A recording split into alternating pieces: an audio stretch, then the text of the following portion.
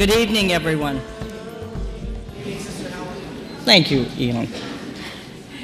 It's my pleasure. I'm Sister Helen Marie Burns. I am Vice President of Mission Integration here at Mount Aloysius College, and it's my pleasure to welcome you to the 6th Annual Moral Choices Lecture. As all of you know, especially those of you who are students, one of the tasks of higher education is to provide a context where people can search together for understanding and can engage in a very fruitful way the main issues, the important issues of the society in which we live. As a college rooted in Catholicism, in the tradition of the Sisters of Mercy, we felt that it was our duty, perhaps, to bring to the conversation an ethical and moral perspective, hence the Moral Choices Lectures. We have done this now for 6 years. We've addressed such issues as environment, but environment from the biblical and Christian spirituality viewpoint, the question of death and dying from an ethical point of view. We've looked at healthcare reform, we've looked at sex and sexuality, that was a very popular one, and we've looked at civil discourse, all of them from a lens of virtue, a lens of ethical and moral choices, which all of us as human people are capable of, and indeed, in our best expression of our humanity, are constantly about.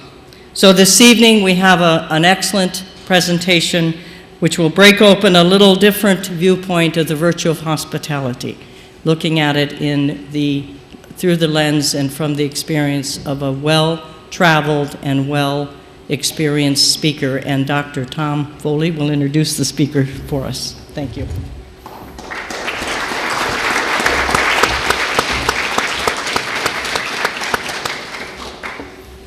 Thank you, Sister Helen. We asked Dr. Jim Walsh to join us here tonight at Mount Aloysius College for probably 4 different reasons, Jim. First, Jim is the perfect segue from last year's beautifully presented lectures by Dr. Kathleen Hall Jamieson, the director of the Annenberg School of Communications at Penn, the founder of FactCheck and FlakCheck.com.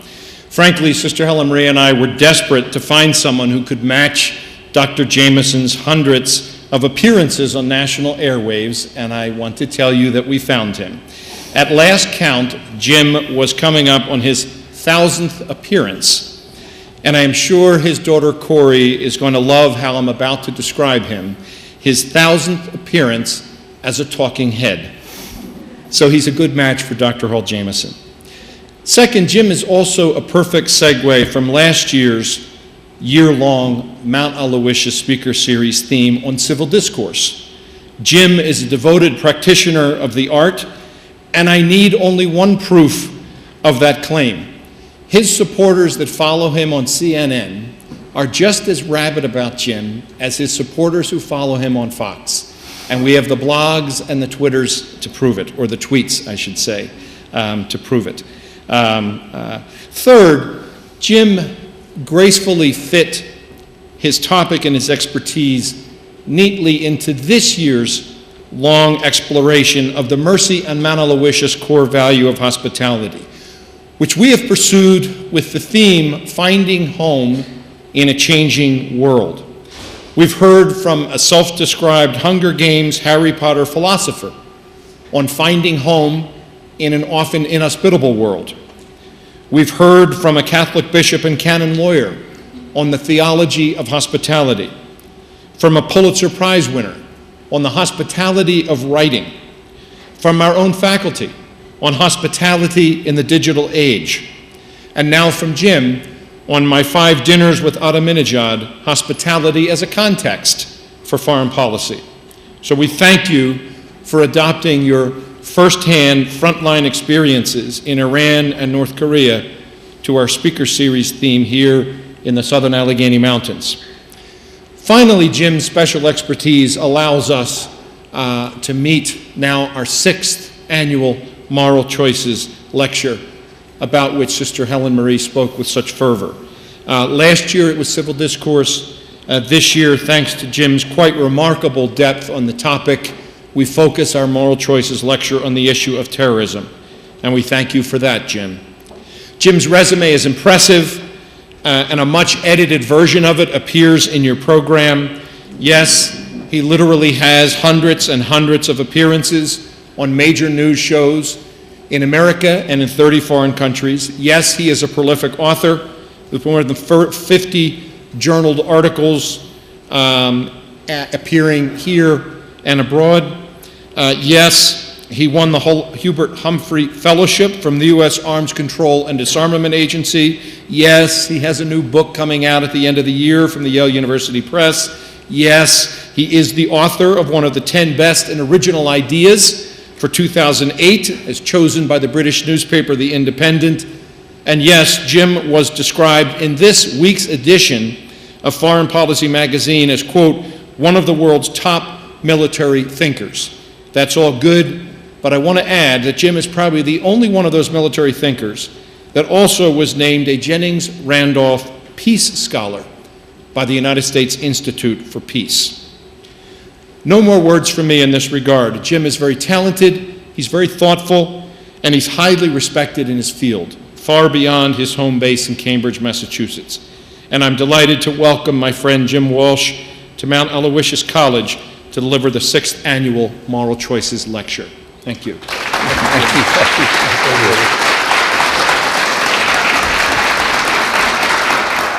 you. Thank you very much for that overly generous introduction, Tom Foley, President Foley. I'm still getting used to President Foley. He's gotten used to it, I think, the phrase President Foley. You know, I just got back from Seoul, South Korea, a week and a half ago or so, right after North Korea's nuclear test, right before the inauguration of the new South Korean president. I was supposed to be in Iran last week, but the government ran into problems issuing a visa. So I've been doing a lot of travel, and travel takes its toll. But when I got a call from President Foley asking if I might be available to come and be with you this evening, my answer was, when can I come? There are few people I know in my tender 54 years that I have a stronger opinion about than Tom Foley. He is a decent person to the core. You know, I don't think you can really understate how important that is. He's decent to the core. Someone I trust, someone I cherish as a friend, even though we don't see each other very often. Someone who holds his path and code in life, and yet also is just tremendously effective and tremendously funny and a good steward. So I congratulate all of you on your good choice. You are lucky people to have him as your president. I'm lucky to have him as my friend. Let me talk a little bit more about the actual topic tonight. My 5 dinners with Ahmadinejad. I took this picture, that's George Stephanopoulos' elbow. I took this with my iPhone. That's the Iranian ambassador to the UN, that's President Ahmadinejad, that's the foreign minister. And I've had occasion, when the president comes to New York, as all world leaders do in September of every year to attend the opening of the United Nations, I've had the opportunity to engage with him and ask him questions. And so I'm going to use that as the stepping stone to talk about a broader theme of hospitality and international relations. Now, I regretted hearing how fabulous last year's talk was. You know, Kathleen Hall Jameson, Kathleen Hall Jameson.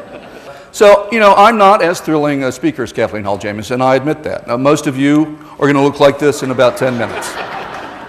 But I'm used to it. And it won't stop me, I'll keep talking. So, it's not really a problem.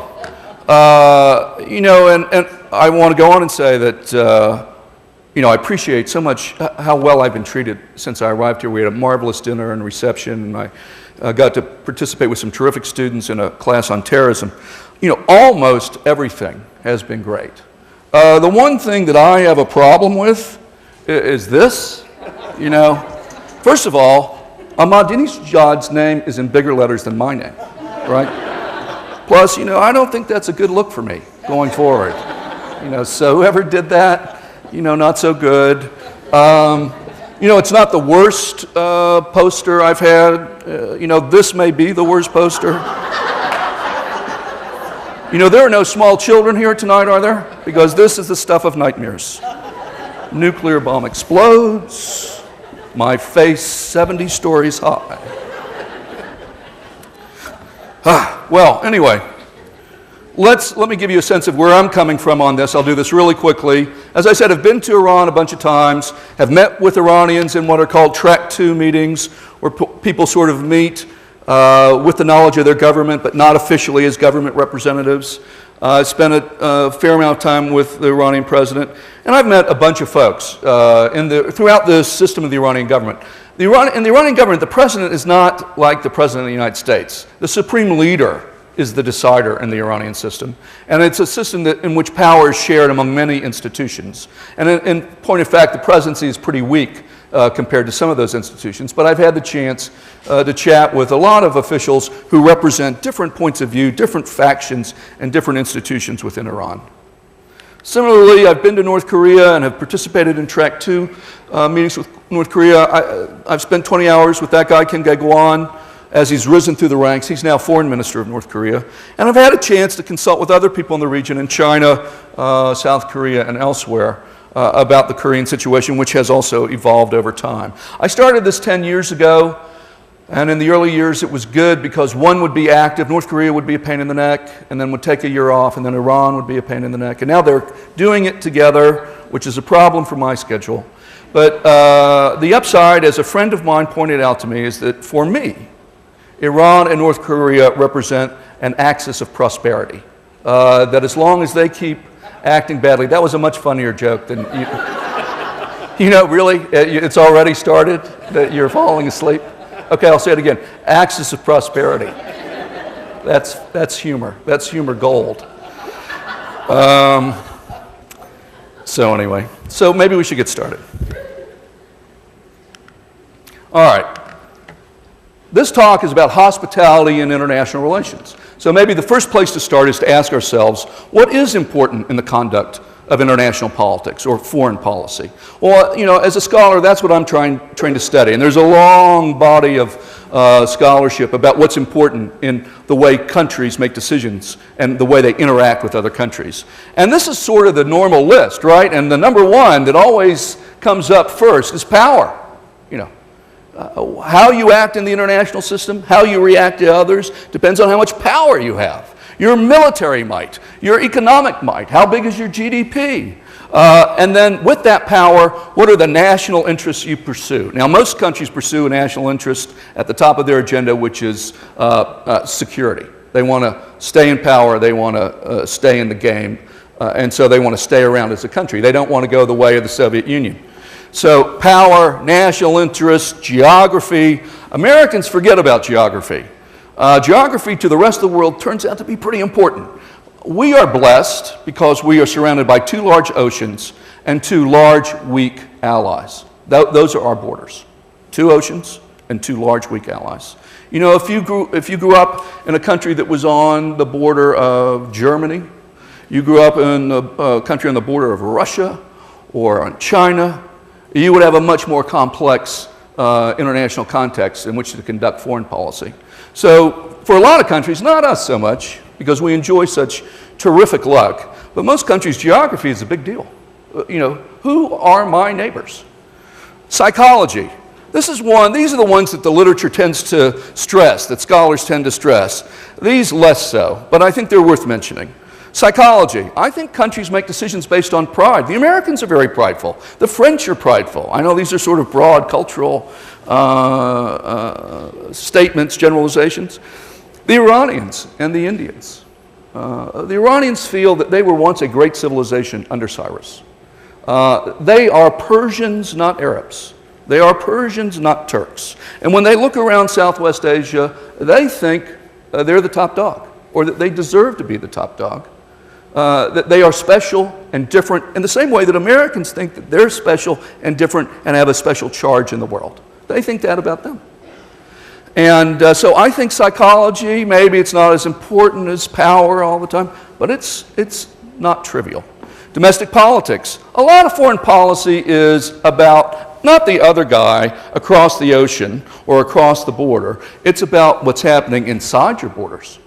You're conducting a foreign policy because one foreign policy is going to win you support from a domestic constituency that you need in order to get reelected or to pass a bill or whatever. The foreign is about the domestic. And then there's, in recent years in political science and in international relations, there's been more attention to the role of ideas. Some of these people are called constructivists. There are other words for them. But sometimes, and these ideas take all sorts of forms, and they can be good ideas or bad ideas, right? So there's religion. There's been a lot of wars fought over religion over the centuries. Nationalism, certainly World War II, you could argue was the result of hyper-nationalism, at least in East Asia, as Japan tries to expand and colonize other countries. In the U.S., liberty is a concept or an idea that seems to have galvanized people. So this seems to be the list of things that most scholars of international relations refer to when they talk about how and why countries act on the international stage. And the thing that they tend to stress is this last thing on the bottom. States in the world, states are independent and sovereign. There's no court that can tell them what to do. You know, if you break a law here in the United States, the police arrest you, you go to trial, and you're sent to jail if you're guilty. There's nothing like that in the international system. It's very hard to force states to do something you want them to do if they don't want to do it because they are independent and sovereign. So the system that works internationally is not the system that we enjoy domestically. Now, you look at all that, and to my disappointment, and my concern, since we have another 50 minutes left or more, hospitality does not appear on that list.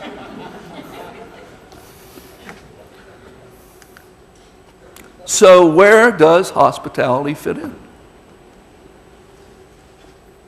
Now, you know, the thing that the mind first races to is hospitality. I've been in ambassadors' offices, and everyone is so gracious. And at the UN, there's tremendous protocol, and you call people by certain names, and you serve tea, and you do things, and you deliver messages that have fancy words to them. And there's this whole system and formality and way of doing things that is similar to hospitality. And when you go and you visit countries on official visits, there's this whole protocol. The White House has a protocol officer. The State Department has a protocol officer.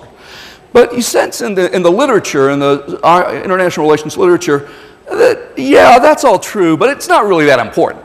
You know, that's just cosmetics. That's the makeup on the pig. Yeah, everyone's acting nice and they have these rituals, but really, underneath it all, it's really about power, right? And who's big and who's small. So that doesn't look very promising. So I tried to go back to the beginning, and I just asked myself, what is hospitality? Hospitality, as I understand it, is a relationship. And that's the most important word, relationship, between host and guest.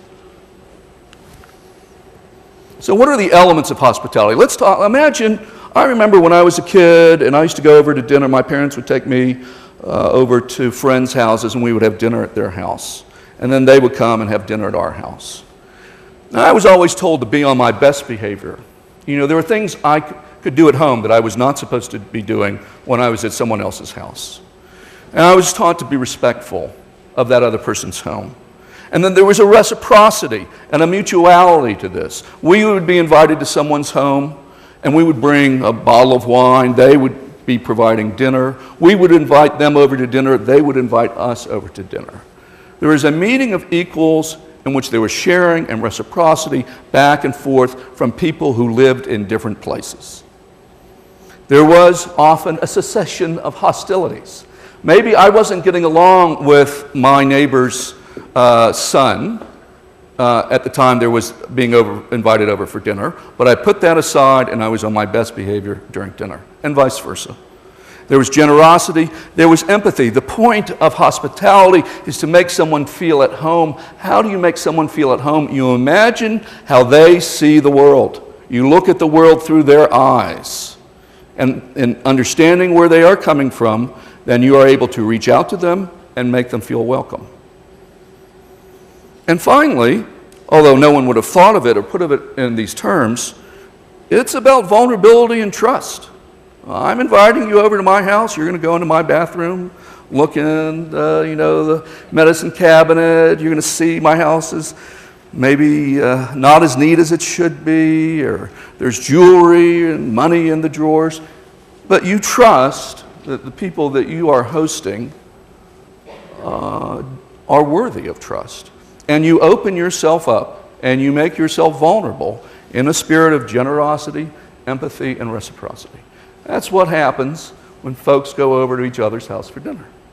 Now, it doesn't feel that way at the time, but if you think about it, that's what's going on here. Now, let's talk about international relations. This is exactly the same list. Same list as the last slide. Rules of behavior, respect, reciprocity. In the international system in which states can do whatever they want and it's hard to force them to do something, the way things get done is that countries that are friends and countries that are adversaries have relations. Remember that first slide? What is hospitality? It is a relationship. And so if you expect to get something done in foreign policy, even with countries you don't like, that you think are the enemy, I mean, the Soviet Union was the enemy. They had 20,000 plus nuclear weapons. We had 20 plus thousand nuclear weapons. We managed to get through and not kill each other. And the only reason we did that is that we had a relationship. Now, we didn't like each other, and we fought tooth and nail, and we tried to cause problems for the other side, and everyone danced when the Soviet Union died. But during that whole dangerous period, there was a relationship in which there were rules of behavior, where there was respect for the adversary. You didn't respect their system, but you respected them as a sovereign state. Reciprocity and mutuality. You do something for me, I do something for you. Cessation of hostilities. As I read treaty negotiations, for example, countries tend to be better behaved when they're negotiating than when they're outside of negotiations throwing stones. When countries sit down and they talk to one another to work out an arms control agreement, to work out a refugee agreement, whatever the problem, narcotics agreement, whatever they're working on, they tend to be better behaved. They tend to stop throwing stones when they're sitting down and talking, at least for that period, and then they go back to what they were doing before. Generosity, empathy. You know, the key for me to go to Iran and North Korea is empathy, not in the normative sense of, I want to share your feelings and views and beliefs, but empathy in the sense of trying to understand how you see the world. Because if I don't understand how you see the world, and you are my enemy, then we're going to have problems. We're going to make mistakes, and we may even fight wars. So this is empathy that is principled and for reasons of national interest. And then finally, again, vulnerability and trust. There is no agreement that you can make with another country that is ironclad 100%, can never be broken, and if broken will be enforced by some grand international court that will force a country to comply or force it to stop its bad behavior. When you enter into agreements like we did with the Soviet Union, like we did with Libya to rid them of their nuclear weapons program, all these, you try to verify, trust but verify, but at the end of the day, there's no eliminating some of the vulnerability, and there's no eliminating a requirement of trust. Try to minimize that. Don't want to lead with that, but at the end of the day, in human institutions, there's no avoiding that. So, these are the rules or elements of hospitality, and these are the elements of international relations. When countries you like, your allies, and countries you don't, your adversaries, are forced to have relationships if they're going to solve problems. So it's about relationships, rules, and values that regulate the behavior of the state. Because in the absence of those, in the absence of relationships, rules, respect, states will do whatever they want. And it's very hard to stop them from doing whatever they want. And this is what you're thinking. Maybe. That's all very nice, Dr. Walsh. But is it true in practice? That sounds like good theorizing. Is that really what happens? Do respect, reciprocity alter a country's behavior? Will tyrants play nice if we are more hospitable? Insert tone of condescending skepticism.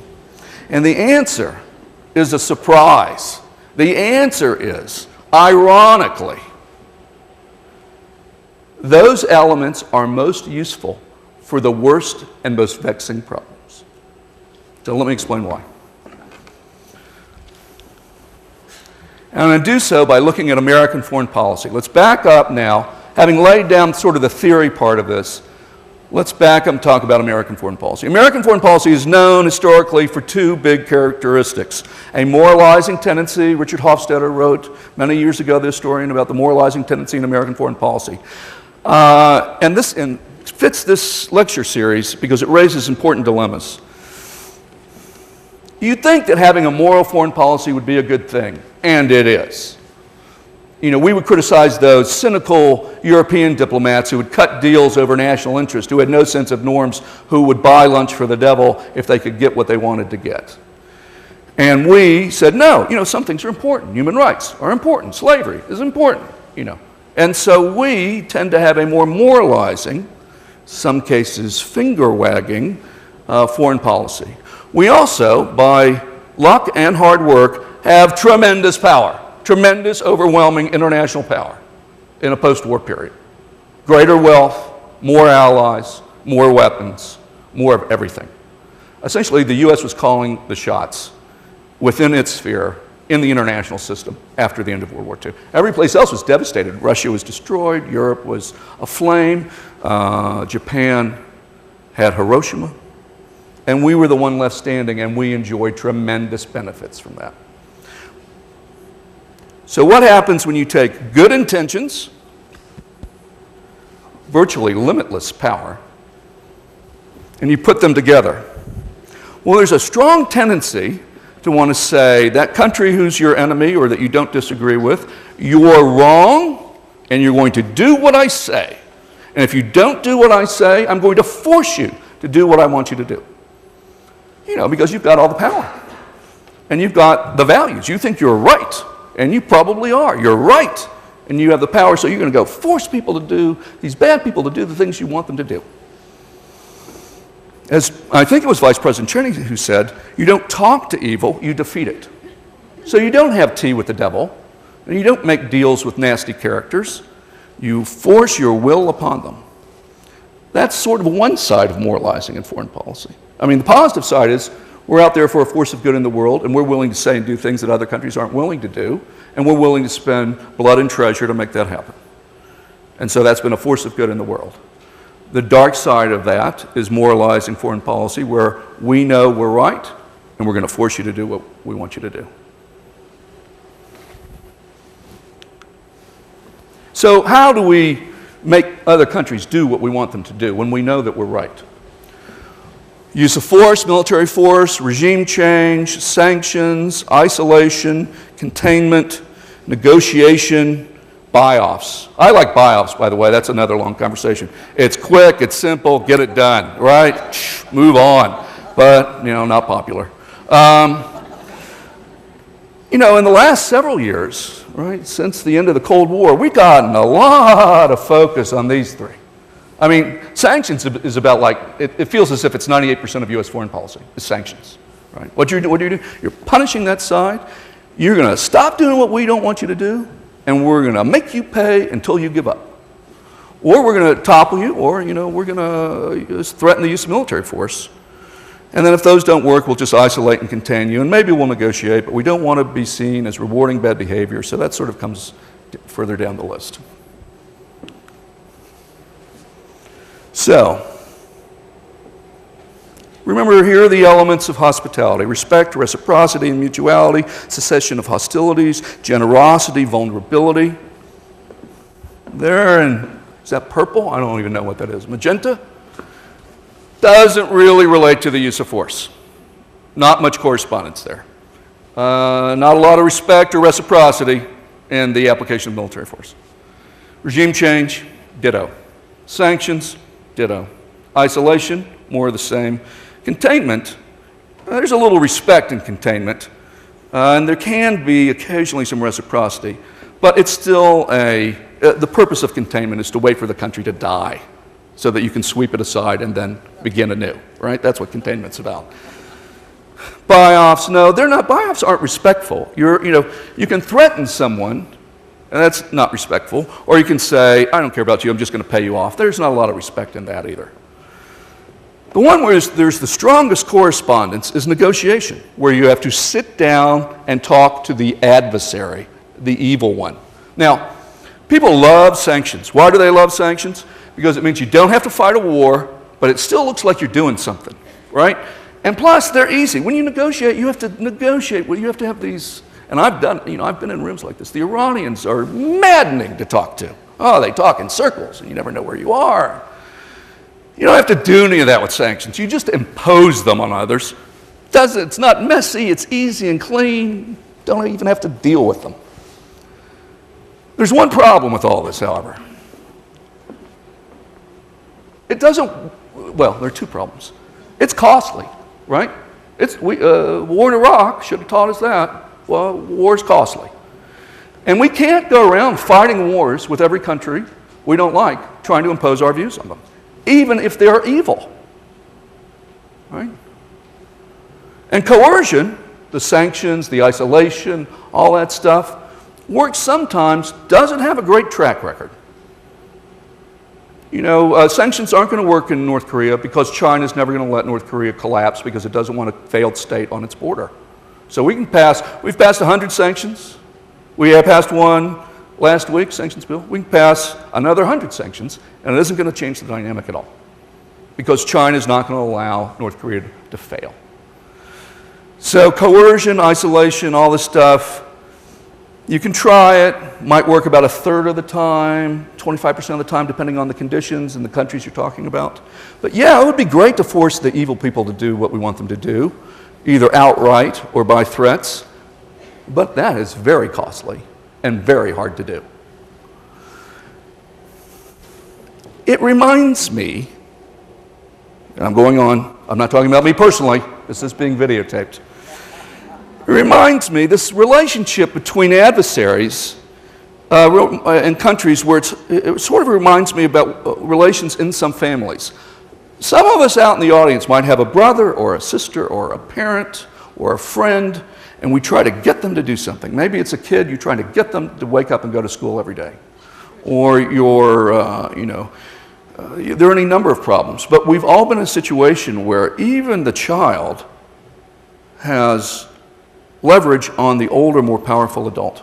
And sometimes you simply cannot force the person to do it. And the more you try to force them to do it, the more they resist you. I think we all have family members. It's, in the extended family in which there is a problem, this person needs to change, and you can try buying them off, and you can try threatening them, and it doesn't work. And they fight back because of pride and suspicion and history. And the worse the relationship, and there's that word again, the worse the relationship, the more difficult it is to get a result.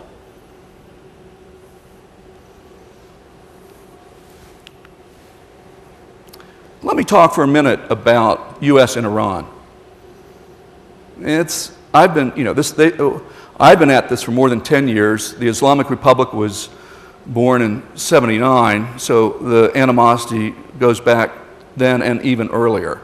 And what I find when I talk to Americans in the highest level of the U.S. government, and when I talk to Iranians in the highest level of the Iranian government, I think that there are in both countries, there are large groups, maybe not a majority, large groups who, when you ask them, and I've done this, in your heart, what do you believe?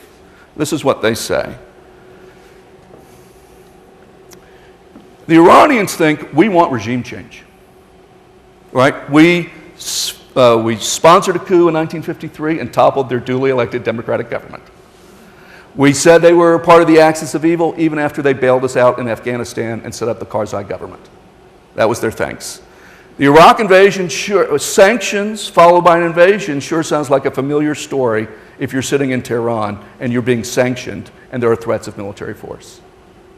That looks like deja vu all over again. Libya, we did a nuclear deal with Libya where Gaddafi gave us his nuclear weapons assets and had a clean bill of health, and then we later invaded and toppled them. Now, we can have a discussion about that, right? There are human rights issues and all the rest. But if you're sitting in Tehran, Libya made a deal, and what they got in return is they got toppled. If you want to look at it that way, you can look at it that way. We're supporting rebels in Syria against Assad, and I think Assad's terrible, but Syria and Iran are allies. They have people who are being assassinated in the streets. They've had 5 nuclear scientists assassinated. That's not the U.S. doing that. I'm pretty sure I know who's doing that, and I'm pretty sure it's not the United States. But in any case, that's happening. We recognize the MEK, which we had previously labeled as a terrorist group, which they definitely think is a terrorist group. We support another terrorist group, or there are allegations that we support them. We put on these sanctions, and we keep introducing new things that we're concerned about. This is to their, again, sitting in Tehran. Remember empathy. You've got to see the world as they see it if you're going to be able to actually get at any of these things. I don't think this is true, by the way. I do not believe our policy is regime change. I'm pretty sure it's not regime change. And the U.S. government says repeatedly, this is not our policy.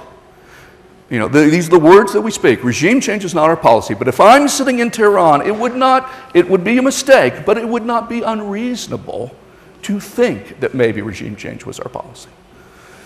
Equally compelling, we in the U.S., when I talk to my colleagues, we're convinced that Iran wants nuclear weapons, is going for the bomb. Now, the top intelligence officer in the United States, the Director of National Intelligence, has said, I should have put this slide up, has testified every year that Iran had a nuclear weapons program in the late 1990s that it stopped, it halted, and shut down in 2003. They have a nuclear weapons capability. If you can make a centrifuge, you can make a nuclear weapon eventually. So they have a basic nuclear weapons capability, but they have not decided whether they're going for the bomb. They have not made the political decision yet to go for the bomb. That is our consensus intelligence finding with high confidence. You don't get a lot of high confidence intelligence findings. So the policy is they haven't made it as a bomb decision. But when you talk to friends and colleagues, it's understandable why they would conclude that Iran is going for the bomb. They had a secret enrichment facility. They have far more enrichment capacity they could possibly ever use for a domestic nuclear program that is barely off the ground. There's no reason for them to have this much enrichment. They got transfers from the Pakistani AQ Khan, including a weapons design. There's testimony from a Russian scientist that there were inappropriate testing, we'll call it. Fordo was another secret facility. I've talked about the enrichment. They haven't signed the additional protocol. They covered up a military site at Parchin. Clearly, this was a site for stuff that was in violation of their obligations. So they tore the building down, sculpted all the soil off, and rebuilt over it. I mean, they clearly cheated, right? That's why they did that. And they make 20% enriched uranium, or they have. We can talk about that in question and answer. So they say, listen, we have not decided to develop nuclear weapons, and we have this religious fatwa, this piece of paper that says it's haram or it's illegitimate in Islam to pursue nuclear weapons. And we say regime change is not our policy. Look, here's our policy. It is written down. I can read it to you. It's not regime change. And in both cases, both countries say, look at the words we're speaking. Trust me that my words are true. But there is no reason for trust in this relationship. Both sides have time-honored, well-earned reasons to mistrust each other. Justified mutual distrust. And, you know, the Iranians, we can talk in question and answer if you want about whether we should use military force. I've written on this topic with colleagues and whatever. But let me remind you that this is a country that fought the Iran-Iraq War, in which Saddam used chemical weapons against a defenseless Iranian population. And that war went on for 8 years, and they paid a super high price. That was the bloodiest war in record in the Middle East up to that point in a post-war period. So they're not going to roll over. Ultimately, most foreign policy disputes are settled through negotiation, not by force or imposition. We always reach for we should attack them, or we should throw the bums out. You know, look at the numbers. This is not how most things get settled. Most things get settled in negotiations. Now, sanctions, threats, buy-offs, they can be useful, but they're not going to, very rarely will countries, especially your adversaries who hate you, who you hate, it's very rarely they're going to say, you know, I'm waving the white flag, you're right, I'm wrong, I give up. That just doesn't happen very often. So, yeah, this other stuff is fine, sanctions, threats, whatever, but only in service towards a relationship in which there's a discussion and a negotiation where both parties have to figure out a way where they can live with each other and achieve what they want to achieve. And for a negotiation to be successful, it often requires that the parties exhibit these.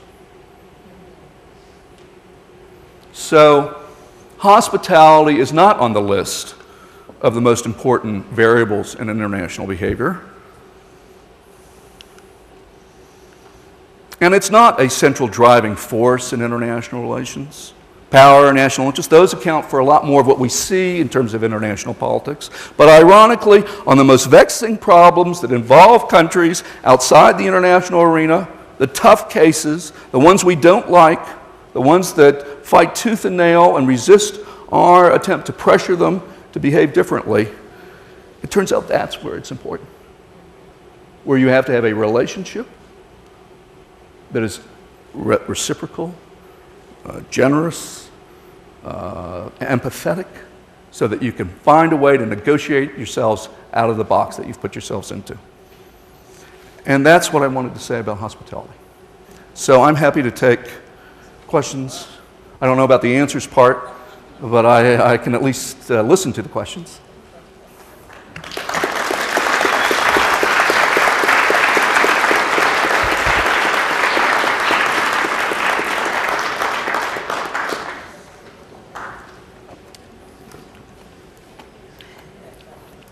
Shall I sound the alarm, wake you guys up? I've been to Iran and North Korea. I just said we should be hospitable to them, and there's not a single question in the audience. Yes, sir. Tell me, Ahmadinejad, how does he fit in with the powerful people? What type of attributes got him where he is? Yeah. So the question is, tell me about Ahmadinejad, how he got where he was. So the most important thing, and I have a bunch, I do a lot of Iran talks. I never have done a hospitality talk before. So I have a slide, which I can't show you because it's not on the computer, that lays out the Iranian decision-making system. And I sort of alluded to it. In the Iranian system, the most important political actor is the supreme leader, the top cleric. He's the decider. The position or office of president is fairly weak, actually. And one of the things Ahmadinejad did, through dint of personality and campaigning and cleverness, was sort of bring more power to that office, wrestle more power to the office of the presidency. But the most important thing to know about Ahmadinejad, though he captures our imagination, right? He's the Kim Jong-un and Ahmadinejad get us all riled up. The truth of the matter is, as of now, he is termed out of office. There's a presidential election in June. There's a 2-term limit for the president in Iran, so he will be leaving office. And for the past year, he has been completely sidelined. Because one of the characteristics of the Iranian domestic political situation is intense fratricide.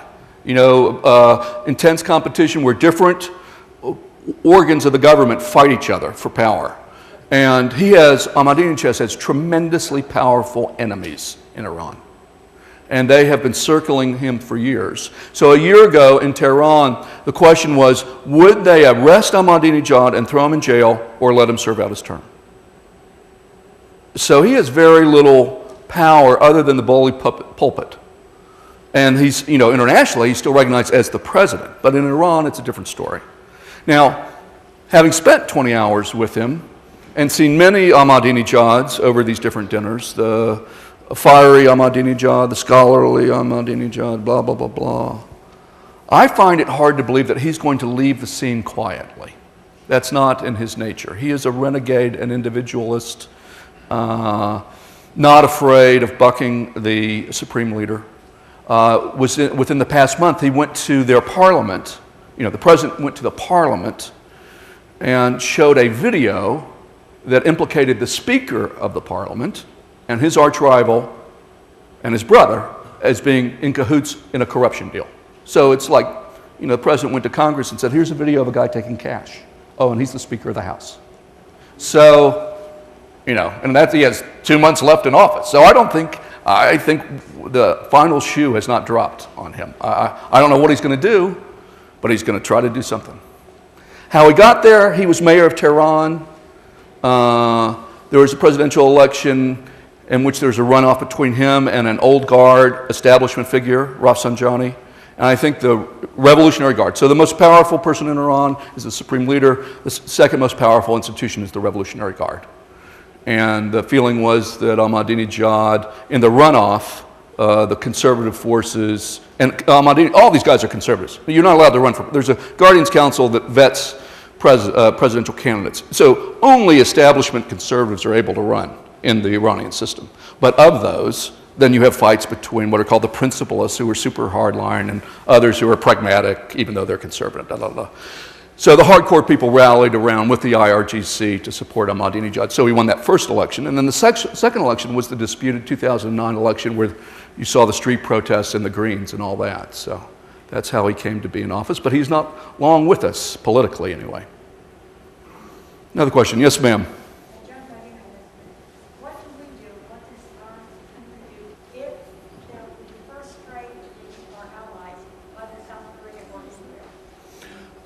So yeah, that's a great question. So the question is, what is the U.S. going to do if there is military action taken not by the United States, but in the case of Iran, by Israel, or in the case of North Korea, by South Korea? I think that's a tremendous question, excellent question. I think the U.S. has said repeatedly in no uncertain terms, has told Israel that we will not participate in a military strike if you launch one now over the X period of time, you're on your own. Now, with the caveat that at some point in the future, we'll take care of this, and we may see a need to take military action, but if you do this now, this month, this year, you're on your own. And in fact, the U.S. has said that before. When Israel attacked the reactor in Syria that the North Koreans had built for them, the nuclear reactor, Israel came to the U.S. and, asked them to participate, and the U.S. declined. Same thing with the Israeli attack on Iraq's Osirak reactor, Saddam's nuclear power reactor. The U.S. declined that opportunity as well. The U.S. is its own sovereign, independent state, and it has to make choices about costs and benefits of the use of military force in the region in that moment. And I think for right now, and certainly in the past several years, it's hard to make a case. This is my own personal view. A lot of it there are a lot of unknowns here, but it's hard in the middle of an Arab Spring, instability, Syrian civil war, all the rest of it, to make that decision. And just if I may digress for a moment, my core concern about a military strike against Iran is not that Iran's going to retaliate. I'm sure it will retaliate. I'm sure we can handle that retaliation. My core concern as a person who focuses on nuclear weapons decision making is that they will wake up the next day and say, oh yeah, fine, we're making a nuclear weapon. Right? Remember, the intelligence finding at the top level officer in the United States for intelligence is that Iran has a nuclear weapons capability, but has not decided, not pulled the trigger on going for the bomb. But I think if they're attacked, they'll change their mind. And I think there's good historical evidence for that. After the Israelis bombed the Osirak reactor in 1981-82, Saddam, the nuclear program in Iraq was just one of several exotic weapons programs that weren't going anywhere. After that attack, he released physicists and nuclear engineers that he had imprisoned for other reasons, and he made it job one. And the key, you want to be a nuclear weapon state? What's the most important thing to be, if you want to be a nuclear weapon state? It's not this technology or that technology. It's commitment. It's political priority. The countries that become nuclear weapon states are the ones who say, I want it now, and we need to get it done. And they give it political priority. I think an attack on Iran at this point gives political priority and a decision to go for the bomb. That's my concern. Again, there are unknowns here. On South Korea, I was in South Korea. I remember sitting with a group of uniformed officers at the U.S. base and them saying to me, we see our mission as to deter North Korea and to restrain South Korea. I never heard the second part before. After about 2 years ago, there was a shelling, an island shelling you may have seen there. A couple of fishermen got killed. It caused a tremendous political stir and anger and upset in South Korea. In the wake of that, South Korea changed its military doctrine. It said, before, North Korea, you hit me, I'm going to respond proportionately, tit for tat. After that island shelling, they said, you hit us, we're going to hit you 3 times harder. And then they said, and we're going to, the decisions about how to respond used to be made in Seoul in the Blue House, back in the capital. Well, we're going to pre-delegate to forward deployed commanders. We'll let commanders on the ground make the decision about how to respond. And we're going to be able to strike every military asset in North Korea. We felt constricted last time. There were limits on the range of our missiles and others. We're done with that. We're going to hit them hard. We're going to forward deploy, and we're going to put every one of their assets in our sights, which is reasonable and understandable. Except that very forward, they call it proactive deterrence. That very forward-leaning approach means that if anyone messes up, right? Remember, we have a new leader in North Korea, a new leader in South Korea. Both are trying to consolidate their political position.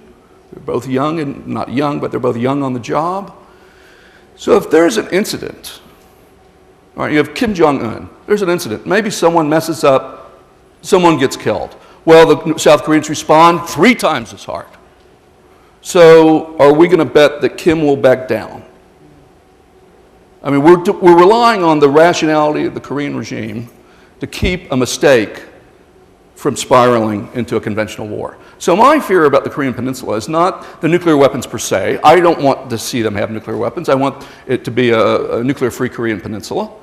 But my near-term concern is the thing that you raise about war breaking out, but inadvertent war, a war that no one wants. North Korea doesn't want a war. They'll lose. They know they're going to lose. They'd go down. It would be ugly. But in going down, they would shoot a bunch of artillery at Seoul and tear a piece of Seoul off. And the South Koreans don't want that. So South Koreans don't want a war. We don't want a war. The Chinese don't want a war. The North Koreans don't want a war. They know they're going to lose. No one wants war. But that doesn't mean war can't happen. And when you're leaning forward, and as you saw this week, the North Koreans cut the communication line between the North and the South, and you're not talking to each other, then opportunities for mischief, error, misperception, miscalculation, then you're just waiting. You're waiting for that to happen. I'll try to give shorter answers. Up in the back.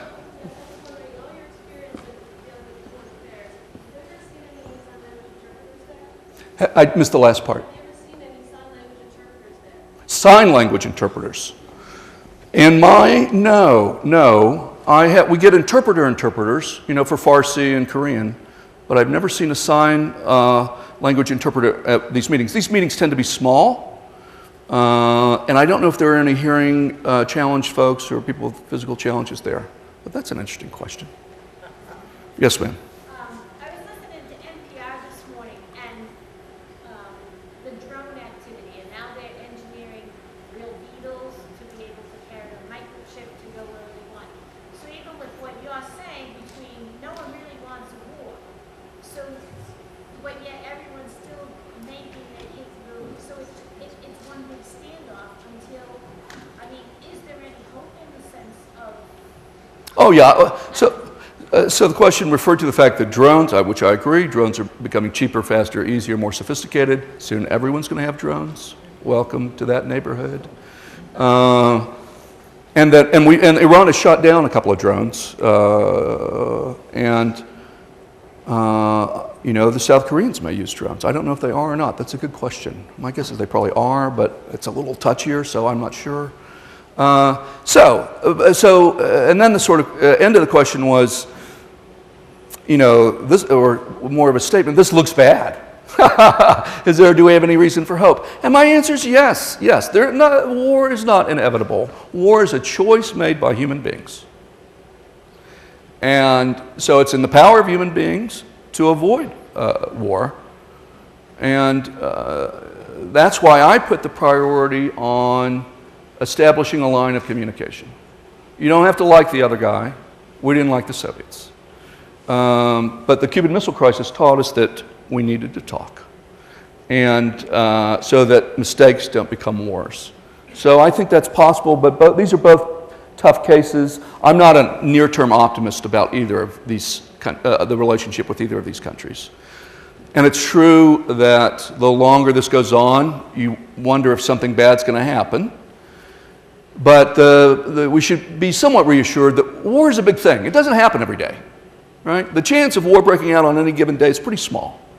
The thing is, you just don't want to keep rolling the dice, right, over and over and over But again. isn't that what we're doing? Because we continue to all countries maintain a posture of making sure you have what you need in case it happens. I think that's true. I think there's a degree of self-fulfilling prophecy here and use of worst-case scenarios that actually drag you into the thing unnecessarily. And that's a long conversation, but I agree. But it's not all is lost. I come here with good news. Yes, ma'am. In your PowerPoint, you said that the top three were the ones that are highly valued in international relations. So my assumption is negotiation right now isn't highly valued in international relations. Do you see more nations putting more of a value on that? Is that becoming an up-and-coming thing because they're realizing that that is more important, or is it still being thrown by the wayside? I think if we have a pie, or 100%, and we're allocating how much to each of those things, I think we put, and this is, metaphorically, we put 80% of our time into sanctions. Now, it takes two to talk, right? The Iranians need to talk, and they walked away from the negotiating table for quite a long time, and the North Koreans, and of course the North Koreans are making it difficult, right? So if you test a nuclear weapon or you test a missile, it's hard if you're the President of the United States to say, okay, let's negotiate, because then it'll look like you're being weak and you're rewarding bad behavior, and you'll get savaged back home. Pride issue. Yeah. Many nations to negotiate, however, that's the smartest way to do Yeah. it. But at least with respect to North Korea and Iran, of course, there are all sorts of issues in the world in international politics, and some of them are doubtless being negotiated and negotiated well. But with respect to these two countries, there's no conversation, there's no line of communication. There's not a telephone line with North Korea. And we now have the beginning, as of a week ago, 2 weeks ago in Kazakhstan, where the resumption of what are called the P5+1 nuclear talks. They could make some small progress. But the problem with incrementalism in this relationship, you do a little bit, you do a little bit more, is that the forces who want to undo that in both home countries are beavering away, and there's no trust. And so the moment something starts to go wrong, the thing, there's a strong argument for incrementalism in some things, a little bit at a time. But in other domains, one step at a time just means you never get there because you never get past the second step. And what you really need is to do something that's more dramatic. I mean, we didn't use incrementalism with Stalin, who was an evil person, right? FDR and Stalin came to an agreement and enforced that top down, not little steps. So, this varies by circumstances, but I would say, at least with respect to U.S. foreign policy over countries that have bad nuclear programs or things we don't like, the preponderant amount of policy, time, money, and attention is spent on sanctions, reassuring allies, good thing to do, and those two, just disproportionately. Yes, sir. You were talking about our moralistic tendency in looking at foreign relations. I just wondered, do you have any opinion on whether since 9/11 we have become what we hate? Well, I don't think we've become what we hate, but I do think that certainly 9/11 was a psychological and emotional shock to the body politic. And there are things that we did immediately after 9/11 out of emotion, understandable emotion. And then I also think some policy entrepreneurs, as any good policy entrepreneur would, took advantage of that situation to forward their agendas. I think that's all to be expected. I think in some ways, I haven't thought through this at all, but in some ways you could make the case I'm just trying this out. You could make the case that where we stand today in 2013 is actually a good news story about the resilience of the American people and the American Republic. That, yeah, I mean, the early chapters weren't very good, right? You know, the war in Iraq, you know, da-la-la-la-la-la-la-la. But here we stand a decade later, and we don't have, you know, there are still things that people are concerned about, Guantanamo and aspects of various laws and use of drones and assassination, and these are all worthy of discussion, but I think we pulled back and got our feet a little bit. I don't feel like we're spiraling down into some ugly, scared place. I think, as any country would in those early years, we reacted out of fear. But in some ways, I think you could argue we've sort of bounced back and we haven't slid down that slope. But maybe that's just me. I'm an optimist by nature. So, you know, I want to say, can I say something about this crowd here? And this is a compliment. Never in my life have I gotten as many women asking questions, which I think is really, really terrific. Often when I give talks, I've had to default to calling on men and then saying, I'm going to alternate. I'm going to call on men and then call on women. And that's the only way to get women questions, women questioners. I'm going to have to reverse this and insist on calling on some men, but I'm very impressed by that. Yeah, obviously, the school's doing something right here. I'm quite serious about that. I can't call on you, I just said that. You know, the whole female thing. Yes, the male next to you.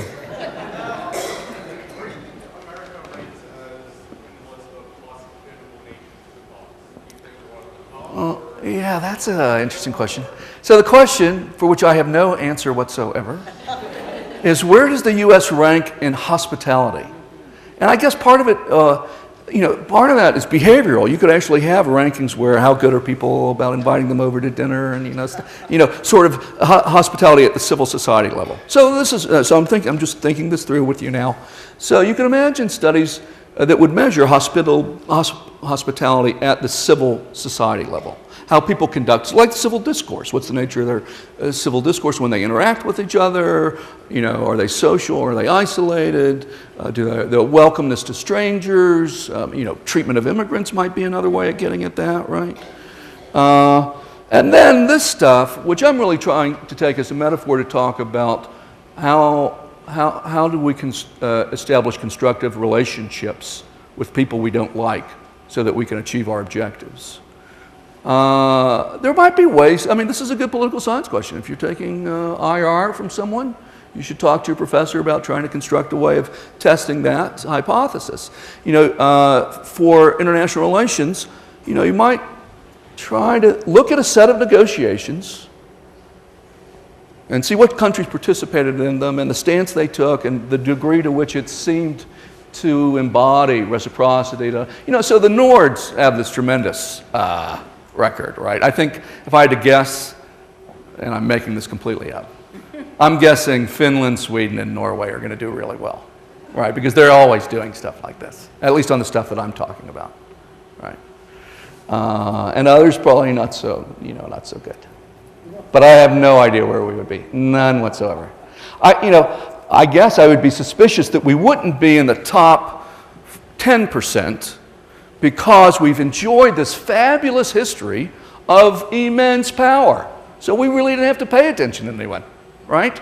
You get used to that. You get used to getting your own way. And so we haven't had to be reciprocal and nice and whatever. I mean, we probably were. I'm not saying we weren't. But I'm saying whereas countries who live in a different world with different geography and a different set of power attributes, they have to learn to get along and work things out more than we really had to. So I would suspect we're not bad, but we're not at the top. All right, now I can call on you. Fine. My question is about the recent controversy. Yes, the president. The photo that was taken of him consoling an accused Yes. mother. And considering the fact that he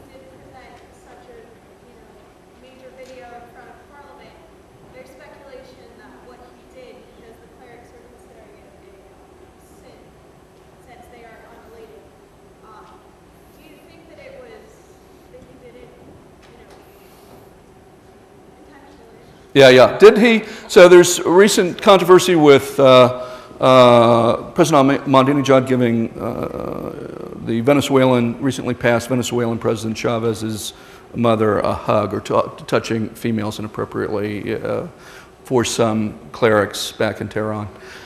You know, I think that's the least of his problems. I mean, it's a problem, but it's the least of his problems. I mean, the problem is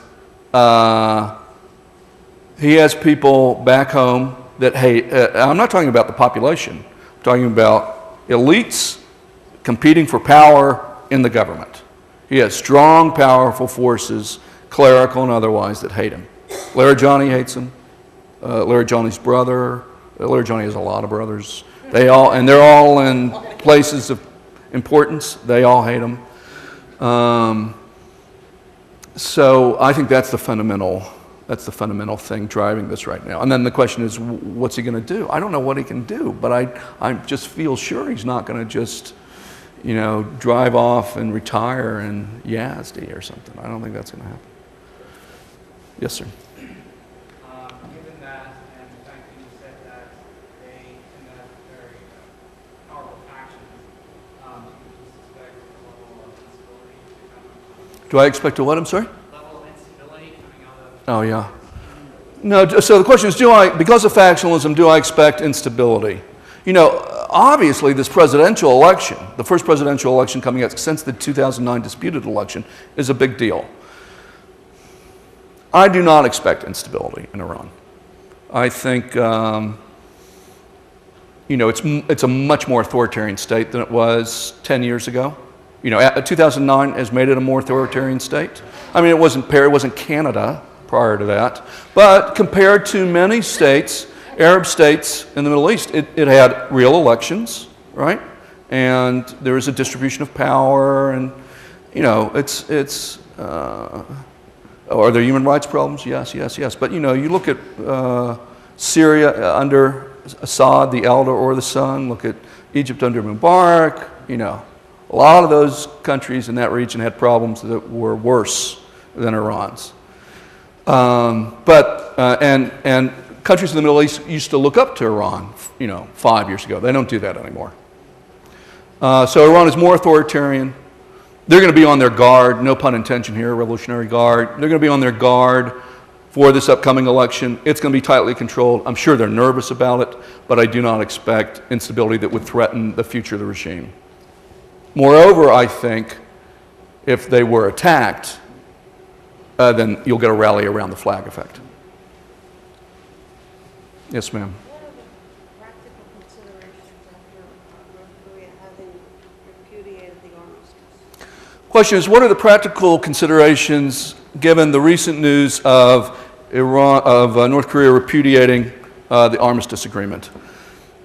I prefer that they hadn't done that, but I don't think it's going to be. I don't think it's going to be decisive in any way. What strikes me about the North Korean provocations that we've seen is that they all involve words or actions that don't actually do anything to South Korea, right? They conduct a missile test, they conduct a nuclear test. There's no South Korean getting shot or hurt or whatever, right? They're doing it themselves, and it's provocative. If I get up and say, I'm ignoring this treaty, or I'm going to do that, or I'm going to cut a communication line, it's provocative, but it's not using a stick to poke South Korea. So I don't welcome any of this. But the North Koreans have a tremendously flexible foreign policy that allows them to accept and renounce things as they wish. So no armistice today, maybe an armistice tomorrow. So I don't worry about that too much. Yes, sir. There's a lot of negative stereotypes towards Muslim countries. Do you think this is a part of hospitality? Part of what, I'm sorry? Like hospitality. Yeah. What can we do to reduce? Yeah, so that's a great question, and thank you for bringing it back on theme. Checks in the mail. So the question is, Do I think that there is, and I won't get this phrasing exactly right, a lot of prejudice or discrimination against people from the Middle East, and what does that imply for this theme of hospitality? And I think it speaks directly to it. It speaks absolutely directly to it, right? You have to engage people, you have to be reciprocal, mutual, respectful, and try to see the world through their eyes. And that is the antidote. That is the opposite course than standing back away and judging them from afar, without talking to them and without engaging them in a serious way. So I see these things as directly related, and I would love, this talk is geared at the government level, how we should behave in terms of foreign policy, but at the level of civil society, absolutely we need more of that. We need to allow people to see each other as human, and they are human. Now, not all humans are good. Some humans are evil, and some humans make bad choices, and on and on and on. We are frail and imperfect beings. But that is what it means to be human, and we need to be able to see that humanity. And I think, we're never going to wipe out prejudice, but I'm also, again, Pollyanna Walsh, Dr. Pollyanna Walsh. I'm also impressed by the fact that when you look at the numbers, there's tons of prejudice in the world. And people find reasons not to like each other. But it doesn't generate a tremendous amount of violence. We have to portion this up and talk about specific time periods. But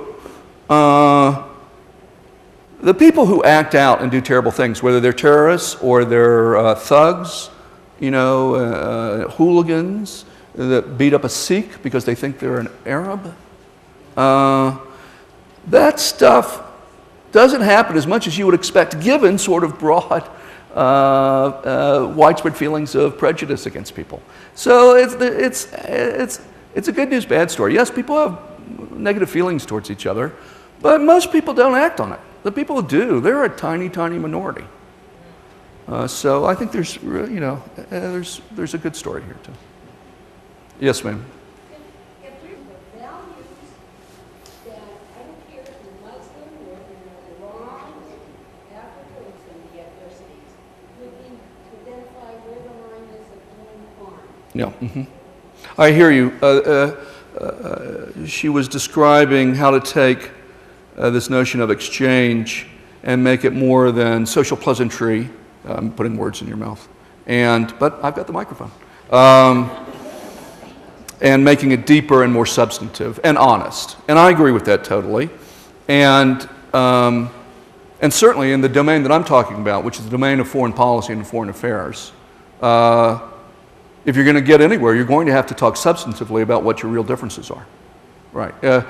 Because you won't, that's, a negotiation is not having tea. A negotiation is having tea and talking about your difficulties and your complaints. And I think the reason why the North Koreans, I've said unpleasant things about North Korea and Iran on TV many, many times. North Korea has a horrific human rights record. Iran is an authoritarian state. There are, clearly Iran violated its NPT commitments as far as I'm concerned, the Nuclear Non-Proliferation Treaty commitments. But I think the reason why they still invite me is that they know that I'm going to tell them what I believe to be true. I tell them, and I say this to both the Americans and to the others. I say, you have this position. I sympathize with you on this. Your complaint here about X, you're right, I agree. But, you're completely wrong about this, and you're not helping by doing Y and Z. And I say that to the Americans, and I say that to the Iranians, and I say that to the North Koreans. So I think, I don't know, I can only imagine in my own mind that they're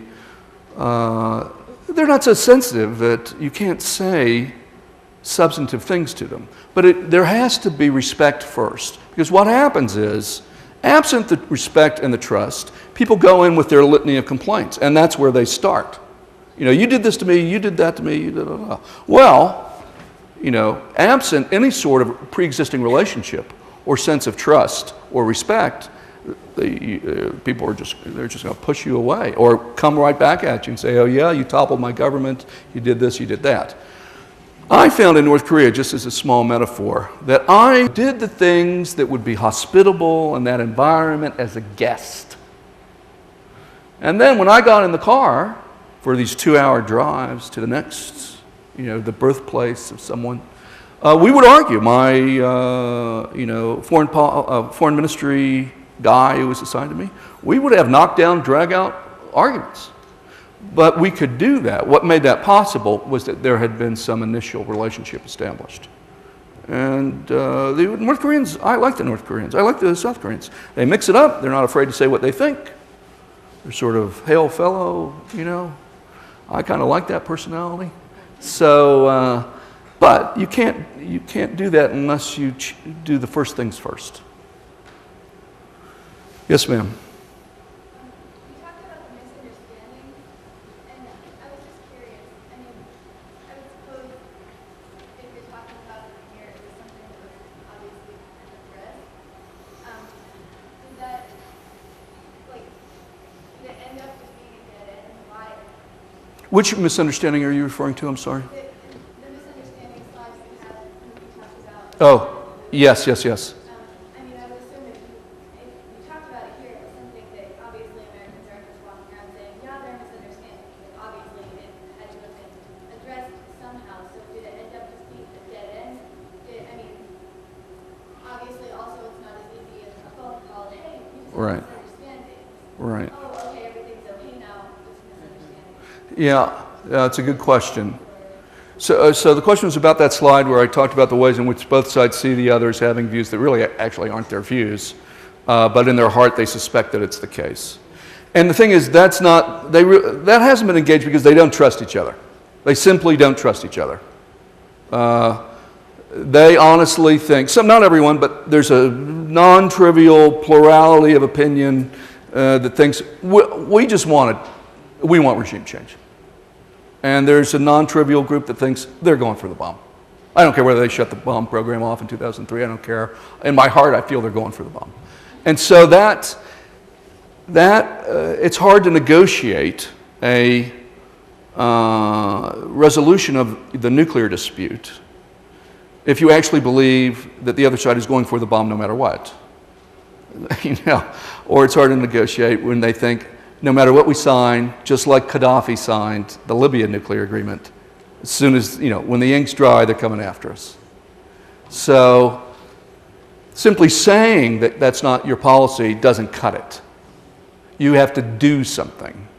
Actions do speak louder than words. And that's why the advice I gave, which was banal to my interlocutors, was you are caught in this cycle. I've seen this, how many times have I seen this now? Over 10 years.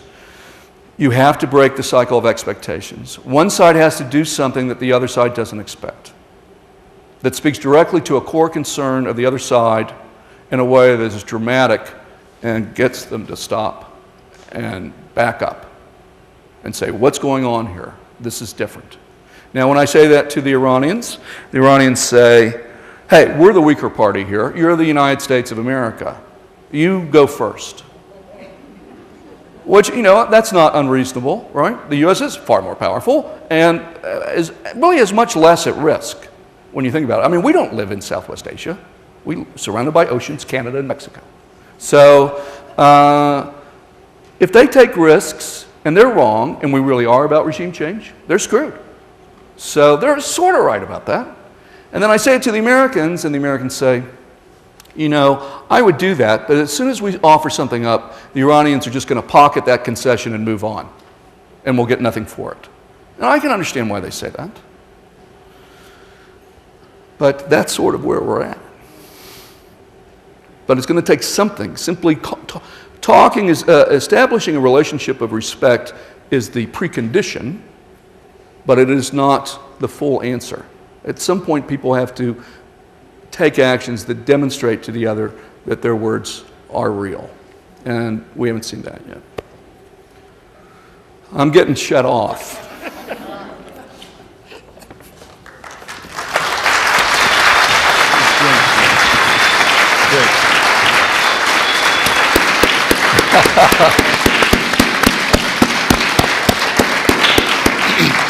I want to thank Jim for just two more things that he brought here for us tonight. One is a new understanding of the word empathy that unites the themes that we've pursued the last 2 years here, civil discourse and hospitality. Jim's notion of empathy is not that we understand and agree with what another party is saying, but we try to figure out what is their position and why is that their position. When Jim put those two charts up there about this is what the Iranians think about us, and this is what we think about the Iranians. Well, that applies to a lot of other issues as well. Our differences on issues that are very American issues, like gun control and these things, and trying to understand how could they come to that position. I think that's an important takeaway for us, and we appreciate that very much, Jim, and you exemplified it in a number of ways. The second thank you, Jim, is I love, there's an old expression that says smart is when you really believe only half of what you hear. Brilliant is when you know which half to believe. Jim, the explanations that you did for us here tonight, I think, helped us all feel, at least for a little while, that we were brilliant on these issues, and we appreciate that very much. Thank you very much, Jim Walsh. Thank you.